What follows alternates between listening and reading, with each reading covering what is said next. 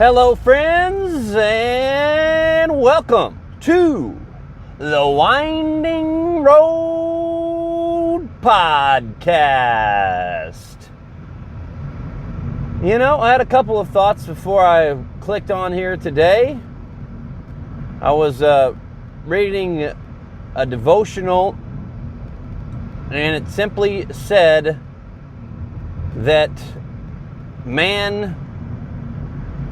we think of ourselves as the measure of all things, but the more God, the more we can't understand or comprehend most of all of that or whatever else is going outside of our brains, of our mind, of our reality.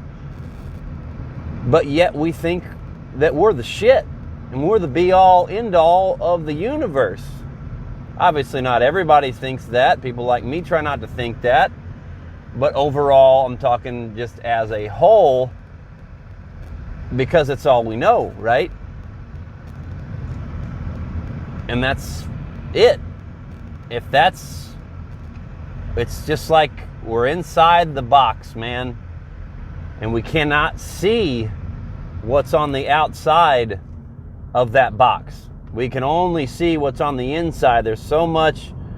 It's like if you got a can of Dr. Pepper or a can of Coke or whatever it is, pick it up right now. Look, find something empty. Look inside of it. You can see, there's just the wall. It's blank of nothingness. And that's all we see. And then our minds create our reality of inside that damn can. But on the outside of the can is all these different ingredients of what is inside the can, what's on the outside of the can, what makes it all up. And we can't see that, guys. We are starting to learn a little bit more as we continue to evolve, as we continue to work our way towards being the universal human, as I like to talk about, and as Gary Zukav put it in his book. And that's just a label. That's another label for things. Like I said, I don't like to put labels on things, but we are gaining a deeper understanding of things, yet we're also going in the total opposite direction as a world, being caught up in pleasures and these fleeting things and clicking on 10, 20-second videos and losing our attention span. And so, that's boring. We got to click on to the next thing. And we're caught up in these momentary things and not being spiritual, not seeing the greater good, not being able to see these deeper things. It seems like more so than ever, and perhaps that's just me saying that because I'm living here now. I'm sure other people said the same thing back in the day. They just didn't have the opportunity with the technology to get on here and talk about it and to hopefully reach a whole lot of people. Obviously, people back in the day did reach people through their writing, and ultimately that's really what I am and who I am at my core. And like I said, whether I inspire one person or a million people, that one person could inspire a million people or more. But it does seem like we're trending in two different directions, and there's just a battle going on. A battle not against flesh and blood, as I like to say, but against the rulers of the heavenly realms, or the good, the bad, the evil, the yin, the yang, all that stuff. Took that from a Bible verse that says, that's not what our battle is against. So keep that in mind, as you go throughout your day and somebody says something. Your battle's not against somebody that said something stupid to you, or said something you didn't like, or did something you didn't like, or hurt you. Your battle is not against them. It's not against anything. You could look at it that way, to try not to look at it as a battle. Because if you're in a battle, you're in a fight. And if you're in a fight, there's struggle, and there are going to be those things in life. But if we try not to see that, and just recognize that is what it is, because our battle's not against the human flesh.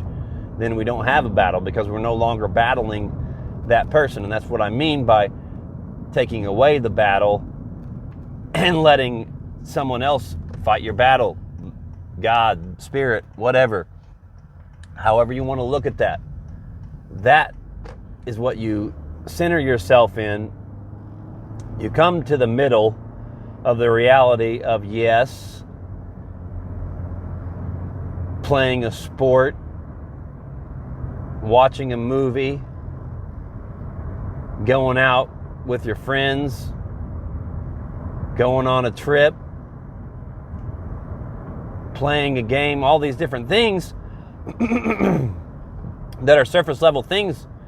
We can have those things, but we have to realize that those are fleeting, and so we cannot get caught up in them. So we can have that, but we can also have the greater good of the Spirit and of all these great things of peace, of love, of kindness, because we are in the world. So whenever we are out, we have to share these greater things with people that might not recognize them, for whatever reason. They haven't had a chance to experience that, so they don't know that it even exists. Like I said, they're on the inside, guys. If we're able to crawl out of that bottle to then see the things that are on the outside of it, then how do we reach back in and help pull other people out? And we do that by what we're doing here: love and kindness and generosity and all those things that tie together, but yet are so complex because you don't want to get taken advantage of by the bad or whatever, by people that aren't rooted in the Spirit. I don't know. The Bible says there's like chosen ones and not chosen ones. Like, that's like too complicated for me to understand. Like, I don't ever want to look at myself as I'm chosen and you're not chosen, so I'm better than you. Like, that's like, no, man. Like, I cannot do that. We are all God's children, even the worst of the worst. God made us all. God allows those things to happen. Why? I did have a theory on that at one time. I'll try to think about it here real quick. I mean, you could look at it as simply the fact that God did give us free will, if you believe in free will. But yet, it also says, that He knows everything that's going to happen before it even happens, but yet He gives us free will. So that to me doesn't make any sense at all. And that's very hard to understand. So how do we then simplify that? And, I always go back to would the sun be so sweet if there was no rain? If we experience nothing but good times here, what would we have to work for? What would we have to try to gain in the future? In the future life, in this life, if there wasn't the struggle of it, like if I'm just, okay, let's look at it this way. If I'm just taken in a helicopter, an airplane, or whatever, assuming that you're not afraid of that and assuming that's not a struggle for you, let's just say somebody puts you out, knocks you out, gives you a drug, you're out for a couple hours or an hour, whatever, and you wake up and you're on top of a mountain and you see all the different beauties.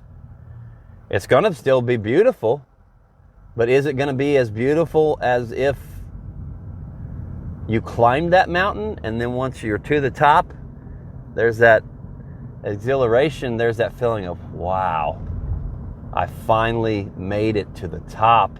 It's going to make it that much more incredible. I really, truly believe that. If I just get dropped off there, I'm like, oh, wow, this is really pretty.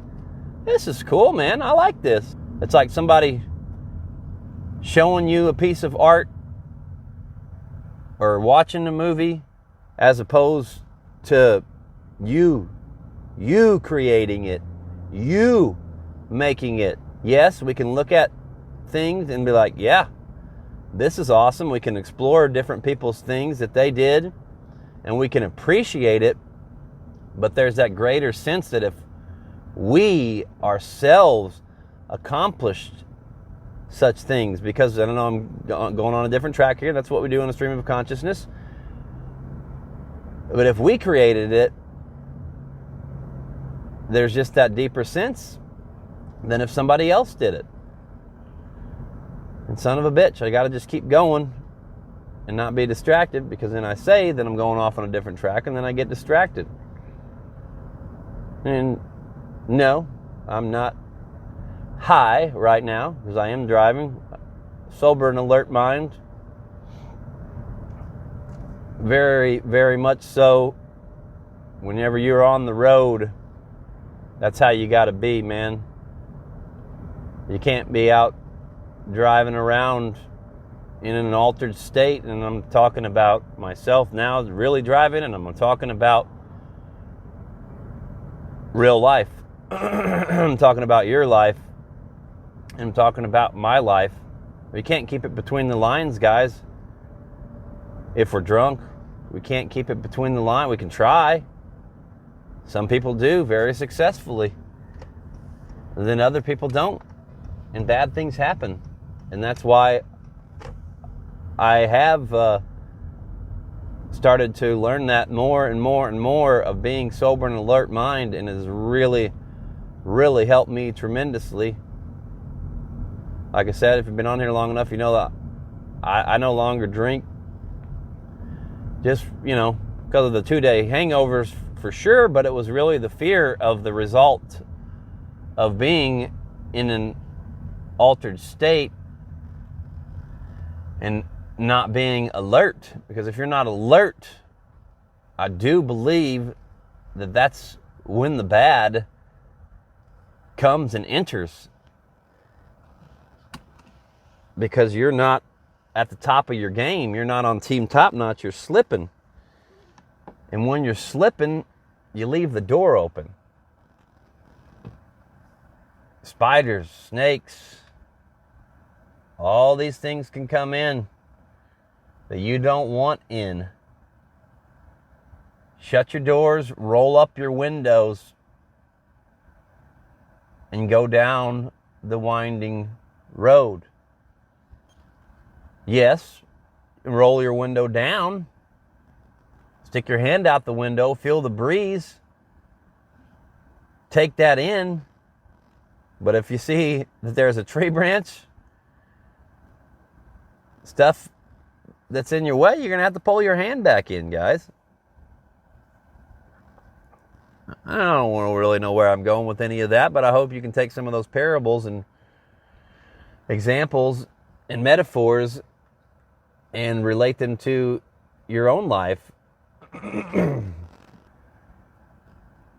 But getting back on track, I'm talking about free will and not free will, and how does, why do bad things happen? Like, I can try to understand it, but I don't necessarily need to, because we as humans are not the measure of all things. So that if I can understand that, then I can accept the fact that bad things are happening, that people are going to get sick and die young, like these kids. And that's why, I think it's on my TikTok, I'm on there and it says I support St. Jude's, because you can pick a nonprofit charity. And I picked them, because it's just like, man, like, damn, man, like, that's just, what a horrible breaks for them to have to go through that. And then I do think about, like, how blessed I am, because I don't have to go through that, and how lucky I am. But that could have just as easily been me. I think about my friends that's battling cancer right now, and I think about that person's significant other that has to struggle like every single day for that person, and and has to watch them struggle and go through the fears and everything that comes with, having a possible terminal illness. And whenever I see that person that their significant others dealing with that, you see the tiredness, the fatigue, like all that stuff that's in them, and I'm thinking like, man, like obviously, of course, they love that person so much that they want them to live, but it has to be so tiring and exhausting for them to go through that as well, like the other person that has that, I couldn't even imagine then the other person that has to go through it with them, and then it's like, of course they want them to live, but as long as they're alive, they're going to have to deal with all that. And I'm sure that they would tell you that the sacrifice, of course, they will continue to go through that and do those things because they want their other person to live so that they can be with them because they love them. But then it's like, if that person dies, then they are like released from the burden of like having to deal with everything that came with keeping that person healthy. That's gone, right? But in its place is loss. The fight is over, but the loss remains and is more difficult, most likely, I would think, to deal with than that struggle, than that fight was. So what are you struggling for? What are you fighting for that you are trying to accomplish in your life that if you don't keep fighting, that you then lose? And then you have to mourn the fact that you didn't do it. Whether it be from not trying or whether it be from trying and failing. But wouldn't you rather go for it and know at the end of the day that you fought, that you didn't give up? If that person said, I don't want to fight, let me be, let me die, and the other person said, okay, if that's the way you want it, then that's the way we'll go about it. And then you don't try, then you have to be able to live and be at peace with your decision that you made to not try, to not go for these things. And for me, whenever it's going for it, I would rather go for it. And then I'm not even going to speak it because I do believe that I am going to make it. And I know that I've already come so far with my love, with gaining understanding and knowledge and purpose. There's a few other things, guys, and it all makes up wisdom. Whenever we are able to seek that wisdom, we are able to find peace. And peace is where joy is found. And then whenever you have joy, you are able to get through these fights, whether it be sickness. And obviously, I just made a parallel to sickness and to fighting for your dreams and your achievements. But whatever it is that you are trying to accomplish, because you're able to gain all those other things and to be able to talk about it, whether it just be with yourself or whether it be getting on here like I'm doing and making a podcast or expressing yourself in art or whatever it is. I said it before and I'll say it again. I believe if you are on here listening to this now, that is in you. And you can do it, and you can have the life that you want. Or maybe you won't, because you get curveballs thrown your way and you have to deal with the sickness of either yourself or somebody else that gets sick, or something bad, the tragedies. The curves of life come at you, and the only way, and people's struggles are going to be, some are going to be harder and some are going to be easier. Obviously, it's kind of is, to say it from a atheist standpoint, it's kind of a little bit of a random chance. If you believe in that, it does seem very, very random and very chaotic in why that certain people have it better than others. But by thinking and seeing that you think somebody's got it better than you, or why am I having to deal with this, and then other people don't have to deal with it. I read a post the other day as it was talking about, like, people were talking about, why does it always seem like, man, like I do everything right and I try to get ahead, but then yet the other people are over here doing the wrong things and they're way past me. It's because they're not doing it the right way, guys, and they can take those shortcuts and they can get to where they want to be, but are they getting there with joy and peace? Or are they getting there with lust and greed and these things that are not good, in my opinion? They might get there with that, and they might be so blind that they do think is great, but at the end of the day, whenever they're on their deathbed, I just wonder if those people don't look back and think, damn, I accomplished all this, but look what I had to do. I had to basically, you say you have to sacrifice your soul to get there, and I'm not willing to sacrifice my soul to get anywhere. I'm willing to try to do it the hard way, down the winding road, guys, down the winding road. I really thought about one time changing this podcast and naming it The Narrow Path, because I do feel like God recently has told me, yes, I do have a very open mind, but he said whenever I had that podcast about narrowing the focus, it's about closing my mind a little bit as well. And I'm sure you're like, oh shit, we're going to get a bunch of just closed-minded, mushy-gushy stuff. Well, no, not necessarily. But my faith has to grow. My mind can stay open, but my faith has to grow. And it's seeing these other things and seeing those other possibilities, but I'm not running towards those possibilities. I'm seeing them, but if I'm narrowing my focus and I'm closing my mind, maybe it's not even closing my mind. It's just, like I said, it's narrowing the focus. So whenever I narrow the focus to what I'm trying to do and what I'm trying to accomplish and to try to be a spiritual person and all that stuff, aware of the other stuff, and it's like I'm taking a path and I can still see the other path over there. It's like I split down the middle of a creek.